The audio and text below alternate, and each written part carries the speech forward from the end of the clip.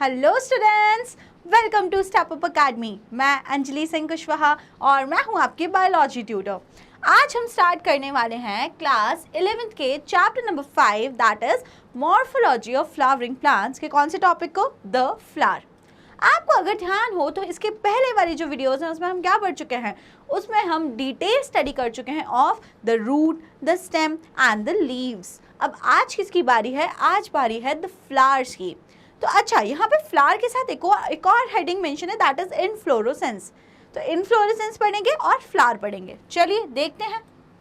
आगे पार्ट 1 भी मेंशन था। तो क्यों था पार्ट 1 मेंशन? क्योंकि फ्लावर जो है वो अपने आप में एक बहुत ही बड़ा टॉपिक है। तो मैंने क्या करा है, मैंने उस फ्लावर को 2 पार्ट्स में स्प्लिट करके आपको पढ़ाया है। तो this is part 1 for flower और इसके बाद पार्ट 2 इसके नेक्स्ट वाली वीडियो में मैं आपको बताऊंगी। तो चलिए देखते हैं क्या होता है फ्लावर। तो क्या होता है flower? A flower is a modified shoot. Shoot होता है मॉडिफाइड। शूट सिस्टम और रूट सिस्टम आप बहुत अच्छे से समझ चुके हैं फर्स्ट वीडियो में। रूट क्या होता है? That the part of the plant which is below the ground, ground के नीचे। और शूट सिस्टम क्या होता है? The part of this plant which is above the ground, that is the shoot system. दोनों बातें आपको क्लियर हैं? तो flower is a modified shoot. Flower एक मॉडिफाइड शूट होता है wherein the shoot apical meristem changes to floral meristem. अब ये जो शूट एपिकल मेरिस्टेम है बेसिकली डिवाइडिंग टिश्यू हैं, उनसे बनते हैं फ्लावर्स। तो आपको पता है ना, एक वीडियो में मैंने समझाया है आपको कि प्लांट में टिश्यूज होते हैं। ये बातें आपको इसके बाद वाले चैप्टर में बहुत अच्छे से समझ में आ जाएंगी। प्लांट में कितने टाइप के टिश्यूज होते हैं, कौन कब डिवाइड करता है, कहाँ प्रेजेंट होता है, ये सब बातें आप समझ जाएंगे। तो आप ध्यान रखिए, जो कंटिन्यूसली डिवाइड करने वाला टिश्यू होता है उसको हम बोलते हैं मेरिस्टेमेटिक टिश्यू। तो फ्लावर जो है वो किससे बनते हैं? वो शूट एपिकल मेरिस्टेम से बनते हैं, या फिर अभी के लिए याद रख लो मेरिस्टेमेटिक टिश्यू से बनते हैं। ओके, अगला point, internodes do not elongate and the axis get condense. तो इंटरनोड का इलोंगेशन नहीं होता है बल्कि एक्सेस का कंडेंसेशन होता है, एक्सिल वाले पार्ट का। The apex produces various floral appendages laterally at successive nodes instead of leaves। अब क्या होता है, जो एपेक्स वाला पार्ट होता है, एपेक्स वाले पार्ट पे डेवलप होते हैं फ्लोरल अपेंडेजेस। और फ्लोरल अपेंडेजेस क्या है? कुछ नहीं, फ्लोरल अपेंडेजेस फ्लावर के पहले वाली कंडीशन फ्लोरल अपेंडेजेस है। आप क्या थे? पहले जाइगोट थे, फिर एम्ब्रियो थे और फिर आप बन गए इंडिविजुअल बेबी, फिर आपका बर्थ हो गया। उसी टाइप से फ्लावर डायरेक्ट फ्लावर नहीं बन गए, पहले फ्लावर आने की तैयारी हुई। That preparation is known as floral appendages. तो फ्लावर के प्रिकर्सर कौन होते हैं? Floral appendages. And they do not develop at the base of the leaf. वो लीफ के बेस पे डेवलप नहीं हो रहे हैं, rather they develop at the nodes. Nodes जो पढ़ा था ना हमने, नोड्स पे डेवलप होती है ये फ्लोरल अपेंडेजेस, इंटरनोड्स पे नहीं, नोड्स पे। ओके, ठीक है। When a shoot tip transforms into a flower it is solitary. अब जब शूट की जो टिप है जिस पे फ्लोरल अपेंडेजेस डेवलप हुए, अब वो आगे चल के क्या बनेगी? वो फ्लावर बनेगी। तो अब आप बताओ, वो फ्लावर अकेला होगा कि बंच में होगा? तो that flower is solitary. Solitary means single, अकेला। Is that clear? समझ में आ गया? तो फ्लावर क्या होता है एंड कैसे डेवलप होता है? फ्लावर जो होता है एक स्ट्रक्चर होता है कलरफुल सा, या इन शॉर्ट मॉडिफाइड शूट होता है जो शूट एपिकल मेरिस्टेम से डेवलप होता है। वो टिप पे डेवलप होता है बट लीफ की टिप पे नहीं, वहाँ पे नोड्स की टिप पे डेवलप होता है वो। और फ्लावर के पहले क्या स्टेज आती है? फ्लोरल अपेंडेजेस की स्टेज आती है। और जब वो मेच्योर होकर फ्लावर बनते हैं तो फ्लावर कैसा होता है? Solitary, that is single. Okay, चलो अब हम और थोड़ी सी कुछ बात करते हैं। तो इसके बाद जो है वो है इनफ्लोरेसेंस। इसके बाद आप देखेंगे इनफ्लोरेसेंस, जो अपने आप में एक इंपॉर्टेंट हेडिंग है। इनफ्लोरेसेंस को पढ़ाने से पहले मैं आपको एक चीज बताना चाहूंगी कि जो फ्लावर होता है उसमें रहते हैं 4 रोल्स, 4 रोल्स। फ्लावर में क्या प्रेजेंट होते हैं? 4 रोल्स, मतलब फ्लावर में 4 पार्ट्स होते हैं। आप तो सीधे इतना समझ लो। तो वो क्या क्या होते हैं? वो होता है कैलिक्स, जिसको हम आज की वीडियो में पढ़ेंगे। दूसरा होता है कोरोला, जिसको भी हम आज की वीडियो में पढ़ेंगे। और थर्ड और फोर्थ पार्ट क्या होते हैं? थर्ड और फोर्थ पार्ट होते हैं androecium, androecium, SIUM, androecium, and same gynoecium, GYNAE, gynae and शियम, गाइनोशियम, एक्चुअली इट्स गाइनोशियम। तो एंड्रोशियम और गाइनोशियम जो है ये दोनों जो हैं हम पढ़ेंगे पार्ट 2 में। किस में पढ़ेंगे? हम पार्ट 2 वीडियो में पढ़ेंगे। अभी पार्ट 1 वीडियो में आज हम फ्लावर के इन दोनों पार्ट्स को डिस्कस करने वाले हैं, that is calyx and Corolla. तो बिना देरी करे इसको हम शुरू करते हैं और देखते हैं हमें उसमें क्या पढ़ना है। कैलिक्स और कोरोला की स्टडी से पहले पढ़ लेते हैं इनफ्लोरेसेंस, देख लेते हैं क्या होता है इनफ्लोरेसेंस। फ्लावर के अंदर का ही एक सब टॉपिक है इनफ्लोरेसेंस। जैसे हमने लीव्स के अंदर वेरियस टॉपिक पढ़े थे ना, वेनेशन पढ़ा था, फाइलोटेक्सी पढ़ी थी, टाइप्स ऑफ लीव्स पढ़ा था, वैसे ही हम पढ़ रहे हैं फ्लावर के अंदर एक टॉपिक जिसका नाम है इनफ्लोरेसेंस। तो क्या होता है inflorescence? Arrangement of cluster of flower on the floral axis is called inflorescence. फूल एक नहीं है, बंच में है, बहुत सारे फूल हैं, बट वो जो बहुत सारे फूल हैं वो कैसे अरेंज्ड हैं उस पेड़ के ऊपर या एक स्पेसिफिक ब्रांच पर, उसको ही हम कहते हैं इनफ्लोरेसेंस। जैसे लीव्स के अरेंजमेंट को क्या बोलते थे? वेरी गुड, लीव्स के अरेंजमेंट को बोलते थे फाइलोटैक्सी। बट यहाँ पे हम लोग क्या बोलते हैं? फ्लावर के अरेंजमेंट को क्या बोलते हैं? फ्लावर के अरेंजमेंट को हम लोग बोलते हैं इनफ्लोरेसेंस। ठीक है, तो हमने देखा इनफ्लोरेसेंस। अब क्या होता है? Based on whether the apex get converted into a flower और continues to grow, inflorescence are of two type. अब ये क्या बात बोल रहे हैं? देखो, एक कंडीशन ये हो गई जिसमें सपोज ये एक प्लांट है, यहाँ पे जो इसका टॉप मोस्ट पॉइंट है, इधर पे भी फ्लावर्स आ गए, वाइट कलर के यहाँ पे फ्लावर्स आ गए और यहाँ पे तो आ ही गए, these are the white flowers. और एक दूसरा पेड़ है, उसमें क्या हुआ है? उसमें सिर्फ यहाँ पे फ्लावर्स आए हैं, but not at the apex, not at the apex, इसमें यहाँ ऊपर फ्लावर नहीं आया है। अब आप मुझे बताओ कौन सा इन दोनों में से प्लांट है जो लेंथ में ऊपर कंटिन्यूसली बढ़ता जाएगा? मैं इसको अगर नंबरिंग कर दूं, if this is A and if this is B, कौन सा फ्लावर है, कौन सा प्लांट है जो अभी बढ़ेगा? और तो वेरी गुड, आप आंसर करोगे मैम बी वाला जो फ्लावर है वो बढ़ेगा लेंथ में। और आपको बहुत इजीली अंडरस्टूड है ये चीज़ कि यहाँ पे जो ऊपर शूट एपिकल मेरिस्टेम थी जो कहीं ना कहीं लेंथ बढ़वा रही थी, वो किस में ट्रांसफॉर्म हो गई? वेरी गुड, वो ट्रांसफॉर्म हो गई फ्लोरल अपेंडेजेस में। किस में ट्रांसफॉर्म हो गई? फ्लोरल अपेंडेजेस, मतलब वहाँ पे वो फ्लावर्स का डेवलपमेंट कराएगी। लेकिन यहाँ जो दूसरी कंडीशन है, इसमें क्या हुआ? जो ऊपर टिप पे शूट एपिकल मेरिस्टेम था वो फ्लावर में, वो फ्लोरल अपेंडेजेस में कन्वर्ट नहीं हुआ, तो अब ये प्लांट ऊपर यहाँ पे कंटिन्यूसली बढ़ता रहेगा।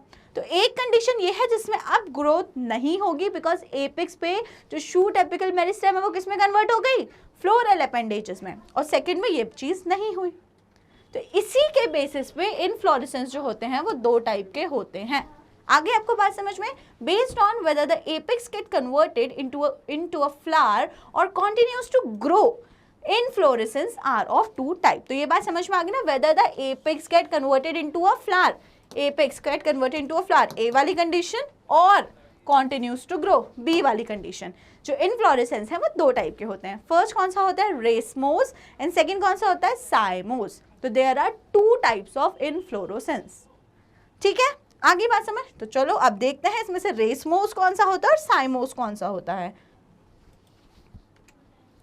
रेसमोस की अगर हम बात करें तो रेसमोस में क्या होता है? In this the main axis continues to grow. यहाँ पे मेन एक्सिस जो है वो कंटिन्यू कर रही है ग्रो करना। मतलब ये कौन सी वाली कंडीशन है? रेसमोस। बी वाला डायग्राम जो मैंने अभी ड्रॉ किया था उसमें से जो बी वाला डायग्राम है, that is the racemose condition, क्योंकि उसमें क्या हो रहा है? मेन एक्सिस जो है वो ग्रो कर रही है कंटिन्यूसली, क्योंकि टिप पे क्या नहीं डेवलप हुआ होगा? फ्लोरल अपेंडेजेस डेवलप नहीं हुआ होगा। Flowers are born laterally. Flowers कहाँ पे आ रहे हैं? लेटरल, साइड वाले लेटरल पार्ट्स में आ रहे हैं, इन एन एक्रोपिटल सक्सेशन। अब एक्रोपिटल सक्सेशन रिवाइज कर लेते हैं, क्या होता है? एक्रोपिटल सक्सेशन होता है जिसमें न्यू फ्लावर्स ऊपर होते हैं। न्यू फ्लावर्स जो होंगे वो कहाँ पे होंगे? न्यू फ्लावर्स जो होंगे वो कौन सी साइड होंगे? ऊपर के नीचे? Very good. न्यू फ्लावर्स जो होंगे वो किस साइड होंगे? अप साइड होंगे। और जो ओल्ड फ्लावर्स होंगे तो वो कहाँ आ जाएंगे? वो नीचे आ जाएंगे। This is acropetal succession, down side. This is acropetal succession. और किस में होता है ये? रेसमोस में देखना है। रेसमोस इनफ्लोरेसेंस में फ्लावर कैसे होते हैं? मेन एक्सिस कंटिन्यू करती है ग्रो करना, एक्रोपिटल ऑर्डर में होते हैं जिसमें न्यू फ्लावर्स ऊपर होते हैं और ओल्ड फ्लावर्स ऑटोमेटिकली नीचे आ जाते हैं। दूसरा बात करते हैं साइमोस इनफ्लोरेसेंस। तो साइमोस इनफ्लोरेसेंस में क्या होगा? जो मेन एक्सिस है वो टर्मिनेट इन अ फ्लावर। अब जो मेन एक्सिस है वो ए वाली कंडीशन जो ड्रॉ करके दिखाई थी ना मैंने आपको, जो ए वाली जो मेन एक्सिस है उसमें क्या आ गया है, ऊपर फ्लावर आ गया है, मतलब वहाँ का जो शूट एपिकल मेरिस्टेम है वो क्या बन गया है, वो फ्लोरल अपेंडेज बन गया है। जब वो फ्लोरल अपेंडेज बन गया है तो अब क्या हो रहा है, उसमें अब और ग्रोथ वो नहीं कर पाएगा क्योंकि अब वहाँ फ्लावरिंग होगी। आ गई आपको बात समझ में? तो इन this the main axis terminates in a flower and hence is limited in growth, और ग्रोथ हो गई है रिस्ट्रिक्ट, अब ग्रोथ नहीं होगी। ठीक है, the flowers are born in a basipetal order. अब यहाँ पे जो फ्लावर है वो डेवलप हो रहे हैं इन बेसिपिटल ऑर्डर। अब बेसिपिटल ऑर्डर क्या होता है? एक्रोपिटल ऑर्डर तो आपको समझ में आ गया कि ऊपर साइड नए वाले फ्लावर्स और नीचे साइड ओल्ड वाले फ्लावर्स। बेसिपिटल का ऑर्डर क्या होता है? जस्ट उल्टा कर दो आप। ऊपर साइड अब की बार कौन रहने वाले हैं? ऊपर साइड अब की बार रहने वाले हैं ओल्ड फ्लावर्स, ओल्ड फ्लावर्स, और नीचे डाउन साइड कौन आ जाएंगे? नीचे डेवलप होंगे अब हमारे न्यू फ्लावर्स। तो अब की बार न्यू फ्लावर्स कहाँ डेवलप हो रहे हैं? नीचे साइड। तो this is known as basipetal order. तो आपको समझ में आ गया होगा बहुत अच्छे से इन्फ्लोरेसेंस। इन्फ्लोरेसेंस होता क्या है? अरेंजमेंट कैसा है फ्लोरल अपेंडेजेस का, कहाँ पर? बंच ऑफ फ्लावर का किसी भी एक्सिस के ऊपर। कितने टाइप के हो सकता है? दो टाइप का, एक रेसमोस, एक साइमोस। रेसमोस में क्या होता है? मेन एक्सिस जो होती है उस पर फ्लावर नहीं आता, तो वो कंटिन्यूसली ग्रो करती रहती है, और फ्लावर कैसे ऑर्डर में आते हैं?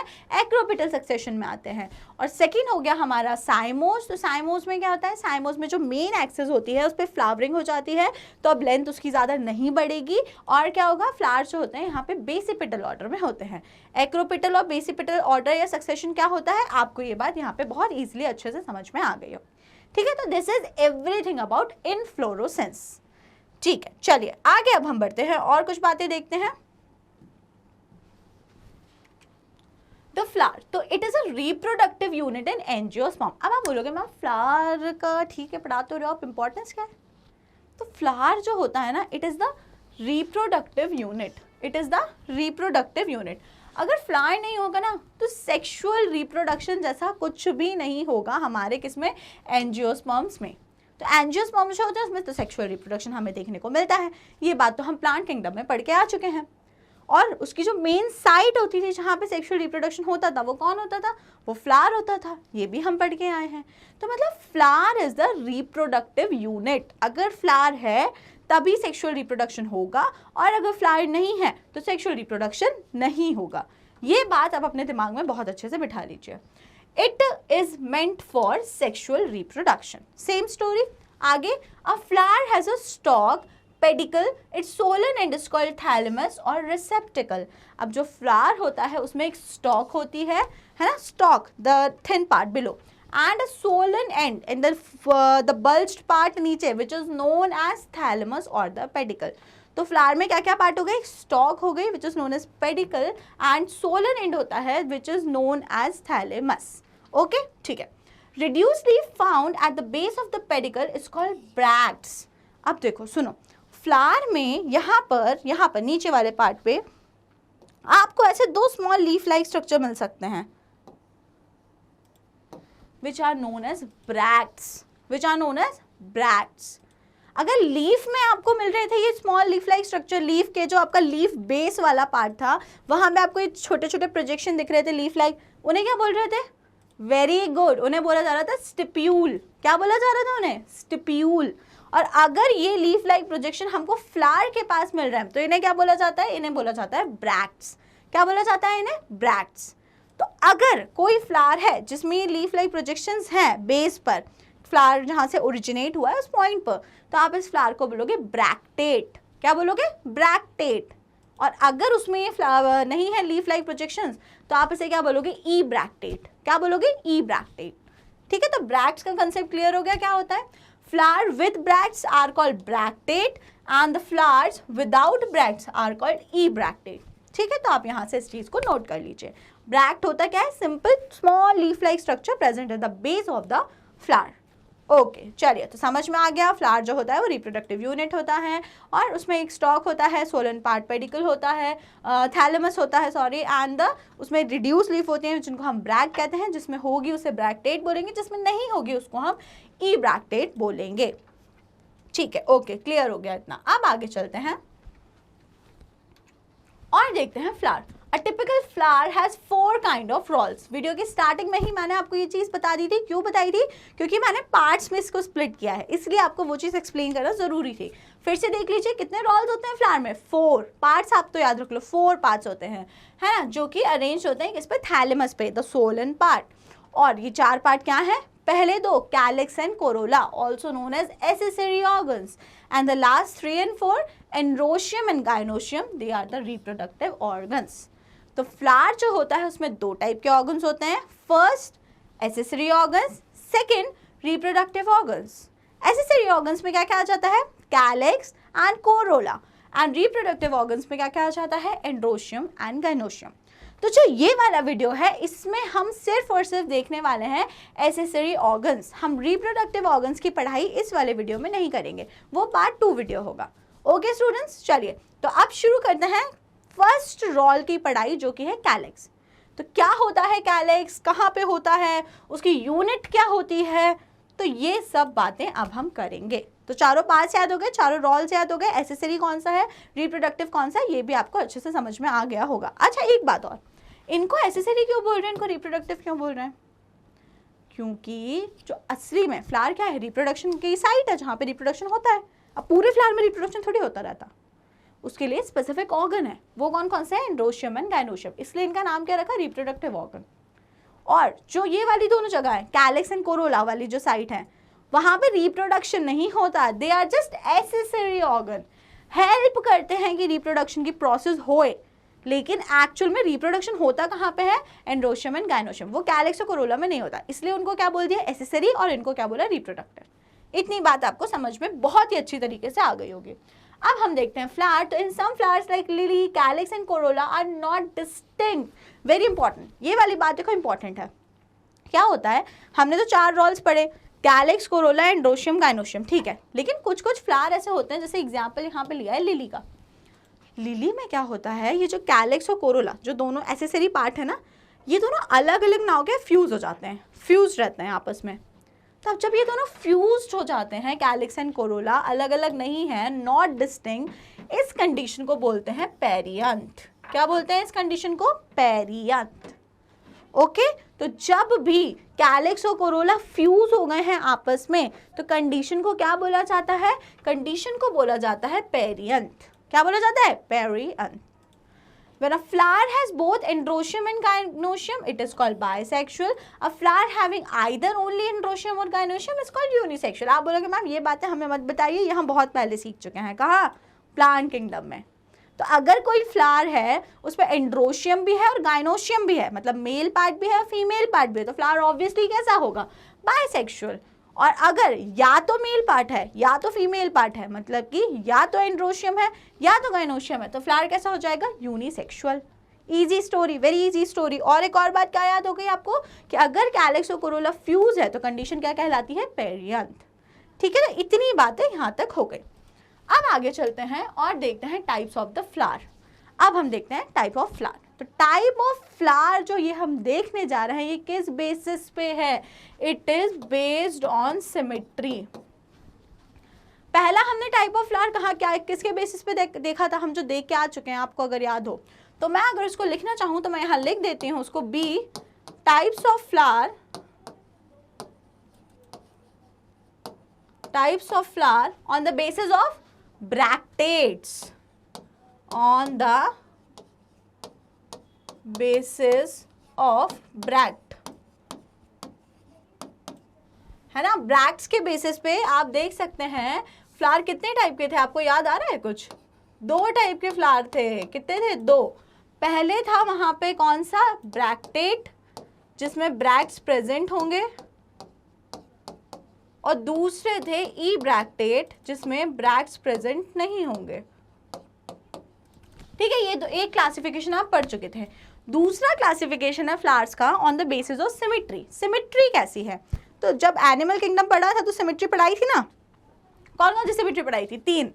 एसिमेट्रिक, बायलैटरल सिमेट्रिक और रेडियल सिमेट्रिक. 3 सिमेट्री आपको पढ़ाई थी. बस उन्हीं सिमेट्री के बेसिस पे जो फ्लावर हैं वो 3 टाइप के होते हैं. ऐसे फ्लावर्स जिसमें रेडियल सिमेट्री मिलती है. रेडियल सिमेट्री का मतलब बहुत सारी एक्सिस ऐसी हैं जिससे कट करने पर 2 इक्वल हाफ्स मिलेंगे. तो फ्लावर को बोला जाता है एक्टिनोमॉर्फिक फ्लावर। क्या बोला जाता है? Actinomorphic flower. सेकेंड अगर हम बात करते हैं तो बायलैटरल सिमेट्री, जहाँ पर क्या होता है, सिर्फ एक सिंगल एक्सिस होती है जिसके थ्रू कट करने पर हमें दो इक्वल हाफ्स मिलेंगे, तो उसको हम लोग बोलते हैं जाइगोमॉर्फिक। क्या बोलते हैं? जाइगोमॉर्फिक। एंड लास्ट में एसिमेट्रिक, मतलब कोई भी सिमेट्री उसमें नहीं है। तो सिमेट्री तीन ही होती है, आपको पता है, एसिमेट्रिक और क्या होता है, बायलैटरल सिमेट्रिक और रेडियल सिमेट्री, ये आपने देख लिया है। तो अगर बायलैटरल सिमेट्री है तो फ्लावर क्या कहलाएगा? जाइगोमॉर्फिक। अगर रेडियल सिमेट्री है तो फ्लावर क्या कहलाएगा? एक्टिनोमॉर्फिक। और अगर इरेगुलर है, उसमें कोई भी सिमेट्री नहीं है, तो it is known as asymmetric. तो आप अगर चाहो तो ये पहले आपने पढ़ा था, तो इसको क्लासिफिकेशन फर्स्ट कर लो, फ्लावर्स का classification on the basis of presence of bract. तो इट इज ब्रैक्टेड और ई ब्रैक्टेड, इसमें ब्रैक्ट होगा, इसमें ब्रैक्ट होगा, इसमें ब्रैक्टेड नहीं होगा। सेकेंड क्लासिफिकेशन की बात करें तो वो किसके बेसिस पे है? On the basis of symmetry. तो बायलैटरल सिमेट्री है तो क्या हो जाएगा? हमारा हो जाएगा जाइगोमॉर्फिक। अगर रेडियल सिमेट्री है तो हो जाएगा एक्टिनोमॉर्फिक, और कोई भी सिमेट्री नहीं है तो ये सिमेट्रिक। इजी, ठीक है। चलो एग्जाम्पल्स तो देखने बनते हैं कुछ कुछ। तो actinomorphic is the radial symmetry. Here a flower can be divided into two equal halves in any radial plane passing through the centre. तो फ्लावर जो है यहाँ पे दो इक्वल रेडियल हाफ्स में डिवाइड हो सकता है, लेकिन क्या कंडीशन दी है? वो जो लाइन है जिससे भी आप कट कर रहे हो वो कहाँ से? वो सेंटर से पास होनी चाहिए, वो फ्लावर में सेंटर से पास होनी चाहिए, अदरवाइज उसको आप रेडियल सिमेट्रिक नहीं बोलोगे। एग्जाम्पल क्या क्या है? Mustard, datura and chilli. तो एग्जाम्पल्स आर ऑल्सो इम्पॉर्टेंट, है ना? तो एग्जाम्पल्स भी आपको ध्यान रखने हैं, मस्टर्ड, धतूरा एंड चिली। तो एक्टिनोमॉर्फिक कैसी सिमेट्री होगी इसमें? इसमें होगी रेडियल सिमेट्री। कैसी सिमेट्री? Radial symmetry. अगला देखते हैं कौन सा? जाइगोमॉर्फिक। तो जाइगोमॉर्फिक में बायलैटरल सिमेट्री। तो here a flower can be divided into two similar halves only in one particular vertical plane. सिर्फ एक ही प्लेन ऐसा है जिसके थ्रू कट करने पर हमें दो इक्वल हाफ्स मिलेंगे। तो ये कैसी सिमेट्री हो गई? Bilateral symmetry. एग्जाम्पल्स क्या क्या हो गए इसके? पी, गुलमोहर, बीन एंड केसिया। पी, गुलमोहर, बीन एंड केसिया। ठीक है, चलो अब थर्ड वाला देख लेते हैं जो था एसिमेट्रिक। तो एसिमेट्रिक में क्या है? Here a flower can not be divided into two similar halves by any vertical plane passing through the centre. यहाँ पे फ्लावर को दो इक्वल हाफ में डिवाइड करना पॉसिबल ही नहीं है, वो होगा ही नहीं। तो इसका एग्जाम्पल क्या हो जाता है? एग्जाम्पल इसका हो जाता है कैना। क्या हो जाता है इसका एग्जाम्पल? कैना। तो ये आपने क्या पढ़ा? आपने पढ़ा classification of flower on the basis of symmetry, जिसमें आपने तीन तरह की सिमेट्री देखी है। ठीक है स्टूडेंट्स, चलिए अब हम देखते हैं फ्लावर्स का तीसरा क्लासिफिकेशन। अभी हमने दो देख लिया ना, based on symmetry and based on bract. अब हम तीसरा देखते हैं based on number of floral appendages. Floral appendages कितने हैं उसके बेसिस पे ये है फ्लावर का क्लासिफिकेशन। तो इसमें सबसे पहला होगा ट्राइमेरस, सेकेंड होगा टेट्रामेरस एंड थर्ड होगा पेंटामेरस। तो ये चीज़ आपको देखो बहुत अच्छे से समझ में आती है अगर फ्लोरल अपेंडेजेस जो है वो मल्टीपल ऑफ 3 हैं। 3 है, 6 है, 9 है। मल्टीपल ऑफ 3 का क्या मतलब हो गया? 3 है, 6 है, 9 है, 12 है। तो मतलब उस फ्लावर को क्या बोलोगे? ट्राइमेरस फ्लावर। फ्लोरल अपेंडेजेस क्या होते हैं? पार्ट्स ऑफ द फ्लावर, जिसमें कैलिक्स, कोरोला ये सब आ जाता है। तो अगर वो 3 है तो वो फ्लावर कैसा कहलाएगा? ट्राइमेरस। अगर वो 4 है या फिर मल्टीपल ऑफ 4 है तो वो क्या कहलाएगा? वो कहलाएगा हमारा टेट्रामेरस फ्लावर। अगर वो 5 है या फिर मल्टीपल ऑफ 5 है तो वो फ्लावर क्या कहलाएगा? Pentamerous flower. तो ये कंसेप्ट बहुत ही इजी कॉन्सेप्ट है जो थर्ड वाला क्लासिफिकेशन है फ्लावर का on the basis of floral appendages. उसके बेसिस पे सिंपल है, अगर मल्टीपल ऑफ 3 है तो ट्राइमेरस, मल्टीपल ऑफ 4 है तो कैसा हो जाएगा? टेट्रामेरस, और उसके बाद मल्टीपल ऑफ 5 है तो इट इज पेंटामेरस। ठीक है, आगे बात समझ में? तो ये क्या था? ये था third classification of the flower. पहले तो याद है ना सिमेट्री और ब्रैक्ट के बेसिस पे, अब ये था तीसरा classification on the basis of number of floral appendages, on the basis of number of floral appendages. चलिए अब आगे देखते हैं types of the flower on the basis of, अब this is the fourth classification and this is very important. इसके पहले वाले जो 3 क्लासिफिकेशन है वो इतने इंपॉर्टेंट नहीं है। सिमेट्री वाला थोड़ा सा इंपॉर्टेंट है, बट ये ट्राइमेरस वाला, वो ब्रैक्ट वाला, वो इतना इंपॉर्टेंट नहीं है। ठीक है, मैं खुद से कह रही हूँ आपको, लेकिन ये वाला क्लासिफिकेशन बहुत इंपॉर्टेंट है। स्कूल बोर्ड्स में, नीट में, हर चीज़ में ये वाला पूछा ही जाता है। तो देखते हैं क्या होता है। Now this is the classification या टाइप्स ऑफ फ्लावर क्या बेसिस है इसका? Based on the position of calyx and corolla and androecium in respect to the ovary on thalamus. The flowers are of 3 type. अब देखो करा क्या इन्होंने ये करा है, 4 पार्ट्स हैं फ्लोरल अपेंडिक्स कितने? 4। Calyx, Corolla, androecium and gynoecium. Gynoecium के अंदर होती है ओवरी।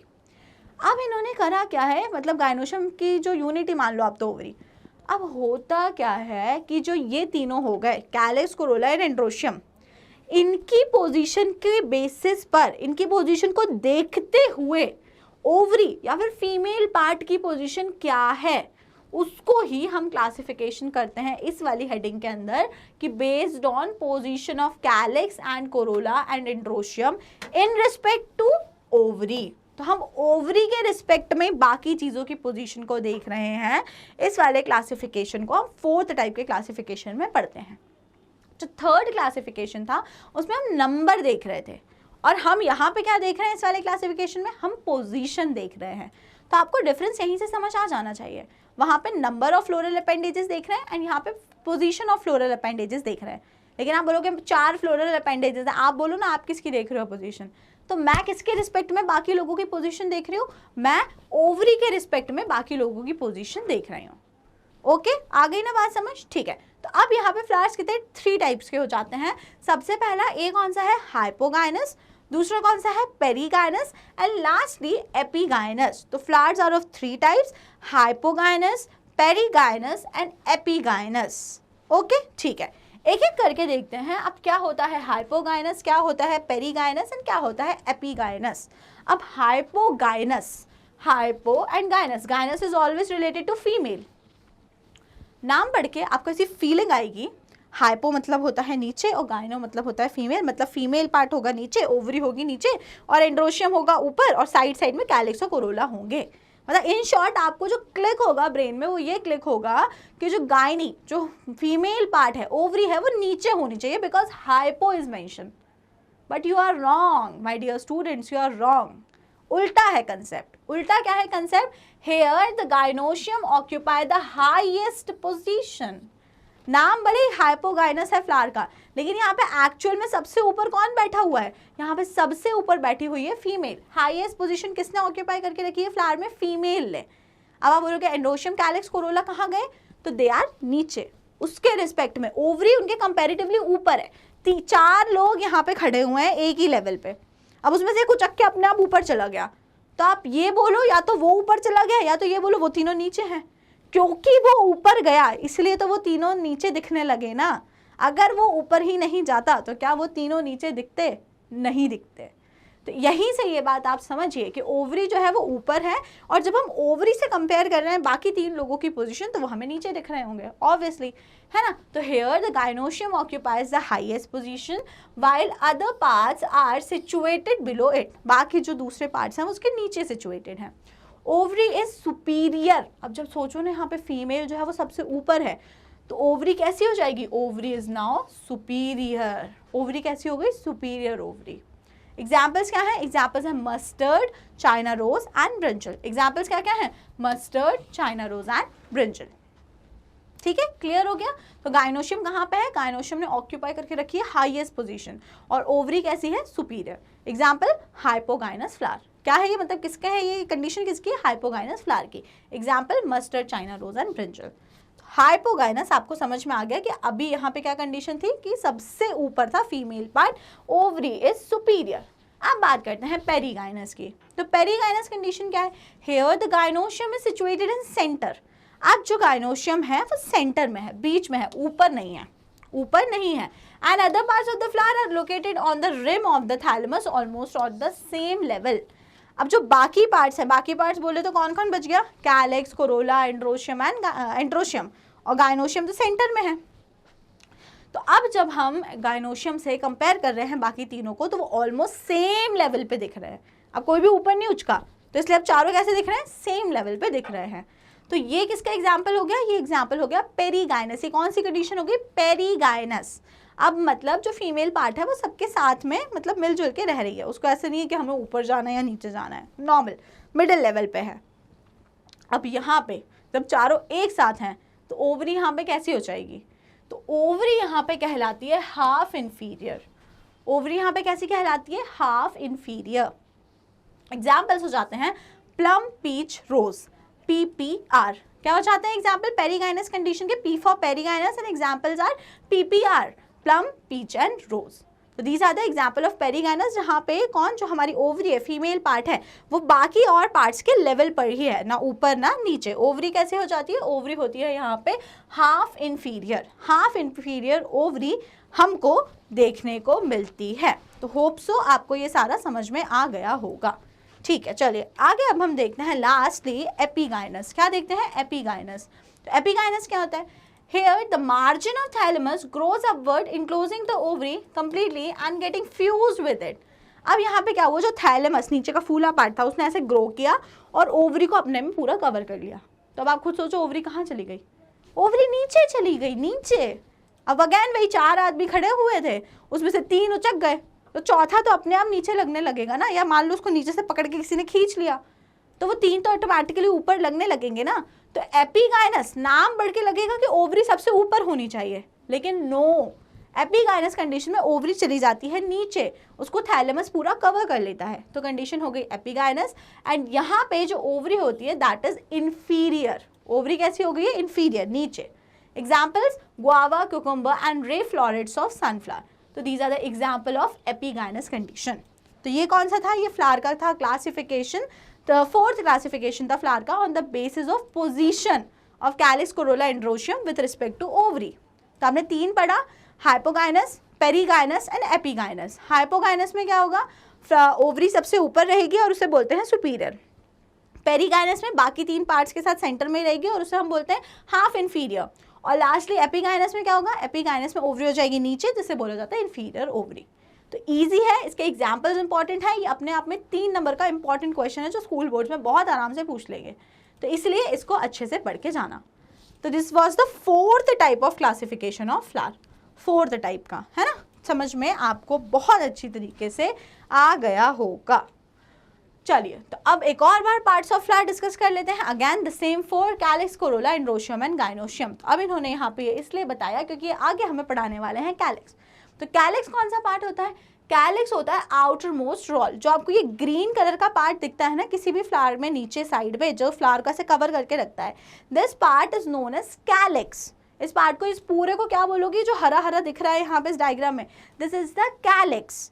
अब आपको अगर मैं बोलूँ इसकी ये जो एक पत्ती है ये हरी कलर की, इसको क्या बोलोगे, तो जो कैलिक्स की एक यूनिट होती है वो कहलाती है सेपल। क्या कहलाती है वो, सेपल। तो यहाँ पे 5 सेपल है ना, तो 5 सेपल से मिलके जब एक स्ट्रक्चर बना तो it is known as calyx. और उसकी हर एक यूनिट को क्या बोलोगे, हर एक यूनिट को बोलोगे सेपल। तो मैं बोलूँ सेपल का कॉम्बिनेशन क्या बनाता है, तो आंसर होगा कैलिक्स। तो it is made up of sepals. Generally sepals कैसी होती हैं, green, leaf like and protect the flower in the bud storage. तो काम क्या हो गया कैलिक्स का, दिखने में कैसी है, ग्रीन है, कवर करके रखती है, और अल्टीमेटली इसका फंक्शन क्या है, प्रोटेक्शन। तो प्रोटेक्शन क्या है, काम क्या है कैलिक्स का, प्रोटेक्शन। लास्ट बात, द कैलिक्स में भी गैमोसेपेलस, सेपल्स यूनाइटेड और पॉलीसेपेलस, सेपल्स आर फ्री। अब 2 कंडीशन हो सकती हैं सेपल्स में, या तो सारी सेपल्स एक साथ यूं करके फ्यूज हो सकती हैं ऐसा। तो इस कंडीशन को, जब सारी सेपल्स फ्यूज होती हैं, इस कंडीशन को बोलते हैं गैमोसेपेलस। और जब सारी सेपल्स अलग अलग रहती हैं तो इस कंडीशन को हम लोग बोलते हैं पॉलीसेपेलस। तो सारी अलग अलग है, इस टाइप का स्ट्रक्चर हो तो दिस इज नोन एज पॉलीसेपेलस। और अगर सारी फ्यूज हो गई तो इट इज नोन एज गैमोसेपेलस। सेपेलस क्यों बोल रहे हैं, सेपल, बिकॉज सेपल्स की बात चल रही है। These green structures are known as sepals and these are the unit of calyx. Okay, तो हमने अभी क्या पढ़ा, हमने पढ़ा अभी कैलिक्स। आगे देख लो कोरोला। तब आप बोलोगे कोरोला क्या होता है मैम, तो कोरोला जो होता है, जो कलरफुल पार्ट होता है, तो आप बोलोगे वो तो पेटल्स होती है ना मैम। तो 5 पेटल्स या 6 पेटल्स या जितनी भी पेटल्स हैं उन सबको मिला के बोल दिया जाता है कोरोला। तो कोरोला क्या है, it is the whorl inner to calyx. Calyx के अंदर जो रोल है it is composed of petal.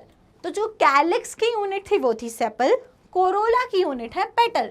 अब जो कलरफुल आपको 5 स्ट्रक्चर दिख रहे हैं, एक एक स्ट्रक्चर को क्या बोलोगे, पेटल, और सबको साथ में मिला के क्या बोलोगे, पूरा रोल का नाम क्या है, कोरोला। क्लियर हो रहा है ना, ठीक है। पेटल्स आर ब्राइटली कलर्ड होती हैं, बहुत सुंदर सुंदर कलर होते हैं फ्लावर्स में, इतनी वैरायटी होती है और यही चीज़ होती है फ्लावर की जो हमें अट्रैक्ट करती है।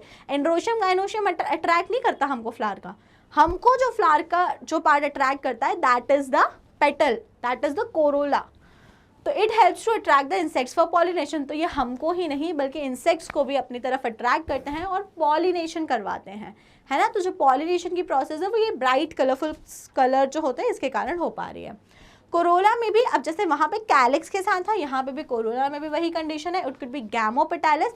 सारी पेटल्स जो हैं, सारी पेटल्स जो होती हैं वो यूनाइटेड हो सकती है, अभी फ्लावर खुला ही नहीं है, यूनाइटेड है, तो वो कंडीशन क्या होगी, गैमोपेटालस। और अगर सारी पेटल्स अलग अलग हो गई हैं, फ्लावर खिल गया है, अलग अलग हो गई है, तो the condition is known as polypetalous. तो अगर पेटल्स फ्यूज हैं तो condition is known as gamopetalous, और पेटल्स अगर अलग अलग हो गई तो it is known as polypetalous. Shape and colour of corolla vary in plants, अलग अलग टाइप के हो सकते हैं कोरोला। कोरोला में भी tubular, bell shape, funnel shape और व्हील शेप। अब पत्तियां जो होती हैं, पेटल्स का जो शेप होता है उसमें बहुत वैरायटी होती है, ये पढ़ाने वाली बात नहीं है। आप इतने बड़े हो गए, आपने इतनी दुनिया देख लिया, आपने सब कुछ देख लिया है, तो आपको समझ में आता है कि हाँ भाई मैम जो बोल रही है बट ऑब्वियस बात है, बहुत वैरायटी के फूल होते हैं और सबकी पेटल अलग अलग होती हैं। अभी इमेजिन कर लोगे 4 फ्लावर दिमाग में, तो चारों के लिए जो शेप होगा ना पेटल का वो अलग अलग मिल जाएगा। ओके, ठीक है। अब जब आपने कैलिक्स और कोरोला पढ़ लिया तो एक बात अब बहुत इंपॉर्टेंट सी आ जाती है जिसका नाम होता है एस्टिवेशन। क्या नाम होता है जिसका, एस्टिवेशन। तो कैलिक्स और कोरोला के अंदर आने वाला एक टॉपिक होता है एस्टिवेशन। तब आप बोलोगे एस्टिवेशन क्या होता है, एस्टिवेशन। तो सिंपल एस्टिवेशन है कि कैलिक्स या फिर कोरोला, और या फिर बोलूँ तो मैं सेपल्स और पेटल्स कैसे अरेंज हैं, वो अरेंजमेंट कहलाता है एस्टिवेशन। मैंने क्या बोला, कैलिक्स या कोरोला और या फिर पेटल्स और सेपल्स किस तरीके से अरेंज हैं, उनका डायरेक्शन क्या है, कैसे फोल्ड है, वो पूरा जो अरेंजमेंट है ना वो कहलाता है एस्टिवेशन। तो क्या होता है aestivation, it is the mode of arrangement of sepals and petals in floral bird. Flower में सेपल्स और पेटल्स किस तरीके से अरेंज हैं वो कहलाता है एस्टिवेशन। तो definition is very easy. Types देख लेते हैं कि कितने टाइप से अरेंज हो सकते हैं। तो there are 4 types of aestivation, valvate, twisted, imbricate and vexillary. तो कितने टाइप के एस्टिवेशन होते हैं आपके पास में, आपके पास 4 टाइप के एस्टिवेशन होते हैं, मतलब 4 तरीके से पेटल्स और सेपल्स अरेंज हो सकते हैं। पहला क्या होता है वैल्वेट, दूसरा क्या होता है ट्विस्टेड, तीसरा क्या होता है imbricate and fourth is vexillary. Okay, ठीक है। जब आपको इतनी बात समझ आई तो अब आगे हम सारे एस्टिवेशंस को डिटेल में देख लेते हैं। अगर पहला बात करें वैल्वेट की, तो वैल्वेट में क्या होता है, सेपल्स और petals in a whorl just touch one another at the margin without overlapping. ये वाला जो डायग्राम है एनसीईआरटी का डायग्राम है और इसी डायग्राम से आपको एस्टिवेशन समझ में आएगा। अगर ये डायग्राम समझ नहीं आया तो एस्टिवेशन भी समझ नहीं आएगा। आप देखो यहाँ पे चाहे सेपल हो चाहे पेटल हो, सेपल और पेटल क्या कर रहे हैं, कॉर्नर में सिर्फ एक दूसरे को हल्का सा टच कर रहे हैं, हल्का सा टच कर रहे हैं, दिख रहे हैं ना यहाँ पे कॉर्नर्स में, जितना यहाँ पे एक ये है, फिर एक ये है, फिर एक ये है, फिर एक ये है और फिर एक ये है, ये लोग सिर्फ कॉर्नर में हल्का सा एक दूसरे को टच कर रहे हैं। क्या ओवरलैप कर रहे हैं एक दूसरे को, ओवरलैप समझते हो ना आप, चढ़ जाना, एक दूसरे के एक पे चढ़ जाना, तो ओवरलैपिंग यहाँ पे जैसा कुछ हो रहा है, नो। तो वैल्वेट एस्टिवेशन क्या हो गया, जिसमें सेपल्स और पेटल्स सिंपली क्या करते हैं, जिसमें सेपल्स और पेटल्स एक दूसरे को टच करते हैं कॉर्नर्स पे, ओवरलैपिंग नहीं होती। एग्जाम्पल्स क्या हो गया, कैलोट्रोपिस। क्या एग्जाम्पल हो गया, कैलोट्रोपिस। तो वैल्वेट एस्टिवेशन आपको क्लियर हुआ। अगला कौन सा था, अगला था ट्विस्टेड। तो ट्विस्टेड का नाम सुन के ही समझ में आ रहा है कि यहाँ ओवरलैपिंग तो पक्के से होने वाली है। तो क्या होता है, one margin of the appendage overlap that the next one and the so on. अब देखो ये वाला डायग्राम, यहाँ पे मैं तो आपको ऐसे समझाऊंगी, ट्विस्टेड और कौन सा, ट्विस्टेड के बाद में जो हम पढ़ेंगे हमारा जो इम्ब्रिकेट है, ट्विस्टेड और इम्ब्रिकेट दोनों में ही ओवरलैपिंग होगी। अभी ट्विस्टेड पढ़ा रही हूँ, उसके बाद इम्ब्रिकेट पढ़ाऊंगी, दोनों में ही ओवरलैपिंग होगी। लेकिन देखो फर्क क्या होगा, डायग्राम देख लेना एनसीईआरटी खोल के।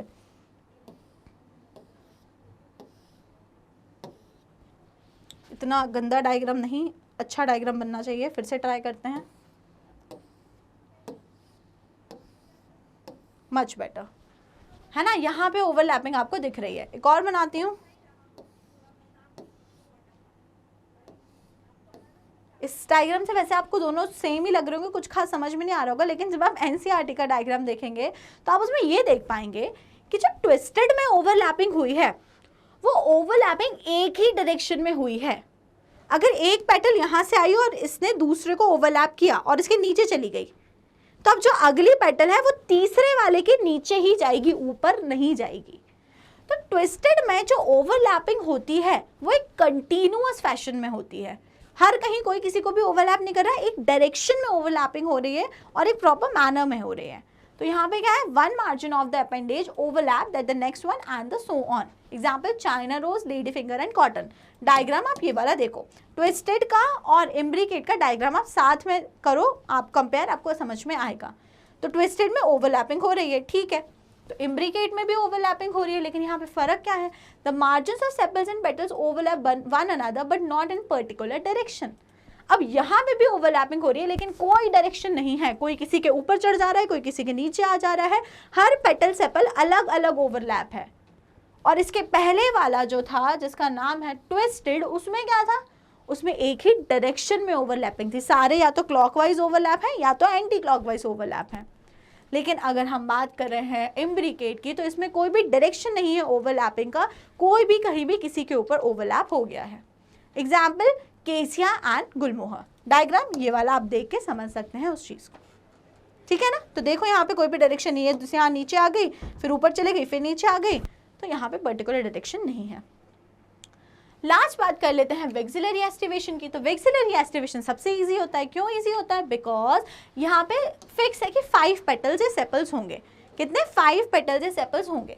अब इसमें क्या होता है, एक सबसे बड़ी पेटल होगी जिसको आप बोलते हो स्टैंडर्ड, 2 साइड में छोटी होंगी जिसको आप बोलते हो विंग्स, एंड उसके बाद में क्या होगा, एक यहाँ अंदर 2 स्मॉलेस्ट होंगी जिन्हें आप बोलते हो कील, जिन्हें आप क्या बोलते हो, कील। तो here arrangement will be like this.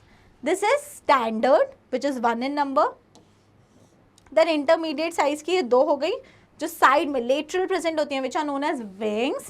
And सबसे नीचे छोटी छोटी 2 petals present होती हैं जिसे हम क्या बोलते हैं, this and this. इनको हम बोलते हैं कील। क्या बोलते हैं इनको हम लोग? कील। तो नंबर 1, 2, 3, 4 and 5 5 petals हैं, और 5 में क्या डिविजन है, 1 बिग पेटल नोन एज, इसको हम क्या बोलते हैं, स्टैंडर्ड, 2 लेटरल जो साइज में मीडियम साइज के हैं उन्हें हम क्या बोलते हैं, विंग्स, एंड सबसे नीचे 2 छोटी जिसे हम बोलते हैं कील, जिसे हम क्या बोलते हैं, कील बोलते हैं, कील।